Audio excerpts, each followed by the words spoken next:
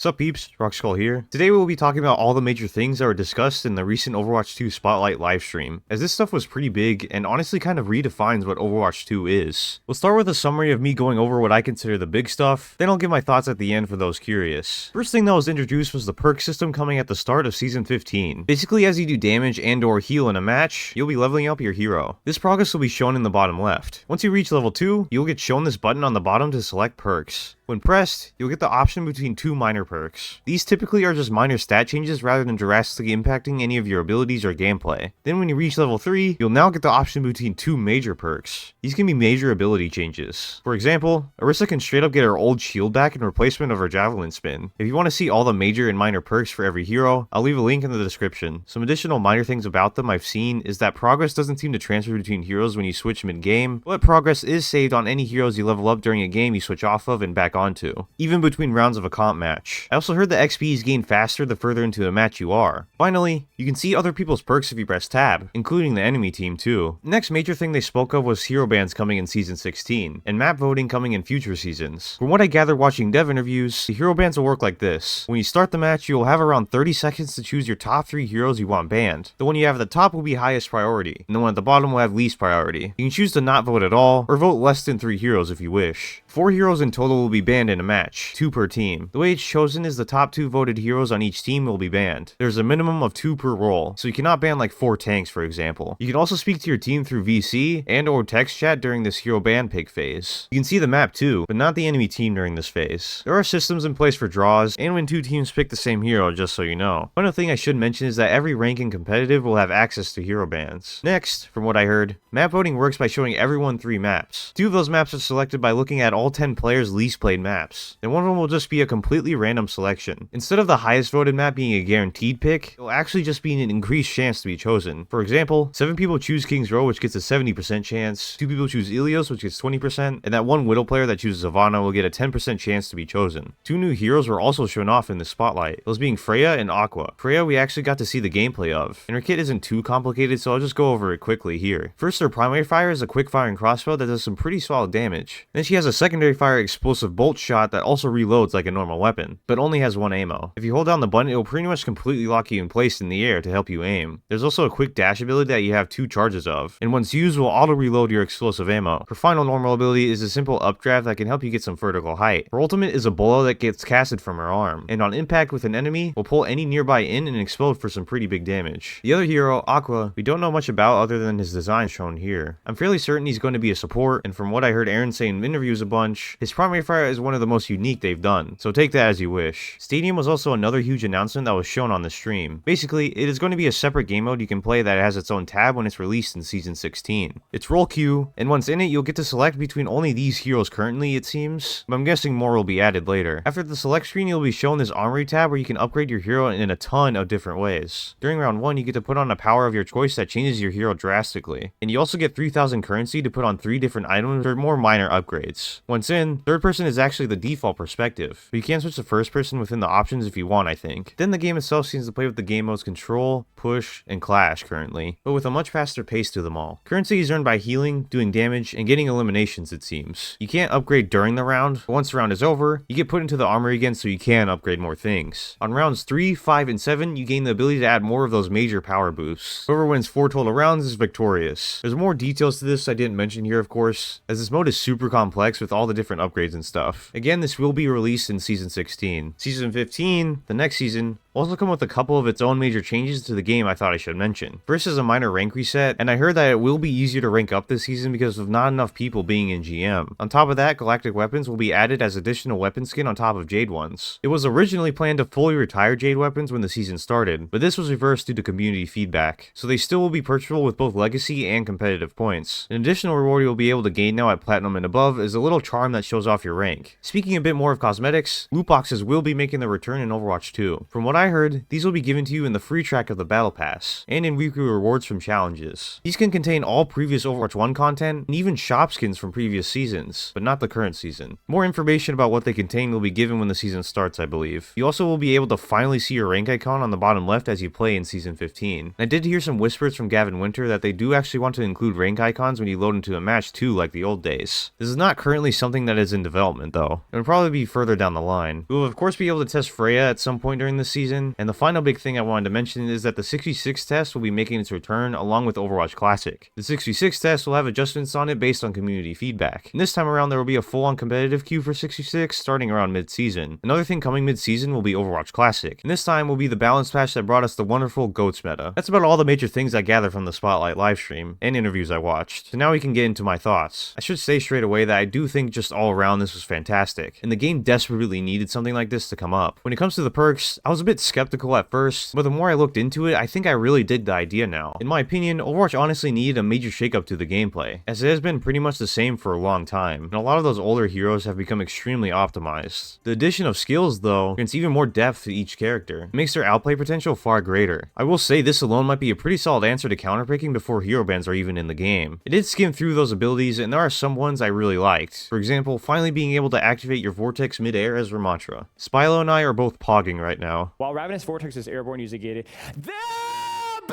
There are a lot of iffy ones, though, and this kind of thing might be super difficult to balance. Still, at this point, I feel like it was a necessary gameplay shakeup. Hero bans and map voting sound pretty epic too. The way the hero bans are implemented seem pretty clever compared to other games in my opinion, as you get to see the map but not the enemy team, so you can't just target people. Both teams vote at the same time, and I really like the fact that any rank gets to use them too. I agree with Gavin Winter in the philosophy that the bronze player truth is different from the Grandmaster truth, and people will ban what they think is right at their elo. Map voting also seems pretty epic to me, as it kind of works in the way those old Black Ops 2 voting systems did, which I always loved. I'm still a bit iffy on the random chance part of it, but I understand because there are like those few Widow players where they are only legit good on Havana, for example. Even that small chance doesn't hurt too much. I'm a bit sad I was wrong about who the next hero would be, Freya. Her kit does seem pretty cool at least. Might be the simplest hero kit to date in terms of abilities, so I think that's okay. A more aim-based hero, and that whole stopping the air to aim mechanic is pretty neat. It might not be something I personally play, but I don't mind the concept. When I first saw Stadium, I thought a similar thing. When I watched some streamers play it, and devs like Aaron geek about it constantly, I started to actually really like the idea of Stadium. I want to give it a shot now for sure. It's probably not going to be something everyone enjoys because of just how different it can actually play to normal Overwatch, but being able to play around with what are probably a ton of scrap PvE skill tree concepts seems really fun to me. This is a great way to get non-Overwatch players into the game as well. All those additional Season 15 changes are great too in my opinion, and the way the loot boxes are being implemented now really surprised me. Having the chance to get previous shopkins for free is pretty nuts. The main negative I did really want to point out here was the huge lack of anything lore related. As the lore bozo, I was hoping to get just a tease of anything, like we would see a cinematic in the future or something. However, it was just nothing. Still a part of the game that has so much potential to me, but they keep it in the backlog ever since PvE's downfall. Also, come on man, another cosmetic announcement section that doesn't have a Ramattra skin? Give my boy a Doki skin with a skirt and it would sell like crazy, trust me. Seriously, again though, overall just epic announcements for the game it desperately needed, I think. You can let me know what you thought of this whole thing in the comments, of course. Competition is a beautiful thing, y'all, and I'll see you in the next one.